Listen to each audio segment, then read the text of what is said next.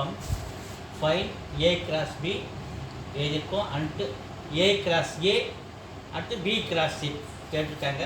So ஏவில் என்னென்ன இருக்குது, ஏவில் என்னென்ன இருக்குது, எம் கமா என் கிராஸ் பியில் என்ன இருக்குது, ஒன்றுமே இல்லை, நல் செட், எம்டி செட்.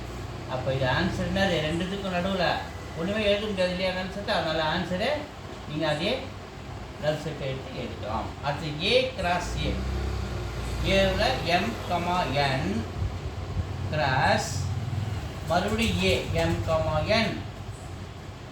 ஸோ இந்த எடுத்து எழுதும்போது M comma M, M comma N, M comma M, M comma என்.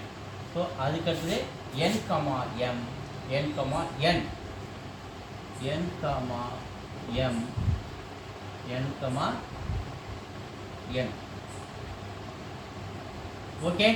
அடுத்தது பி கிராஸ் ஏ, பியில் என்ன இருக்கு, ஒன்றுமே இல்லை, நல் செட். இன்ட்டு ஏவில் என்ன இருக்கு, எம் கமா என். ஸோ இது ரெண்டுத்துலேயும் எதுவுமே எழுத முடியாது, நல் செட்டுன்றதுனால இது ஆன்சர் என்ன நமக்கு எம்டி செட் தான். Okay, thank you.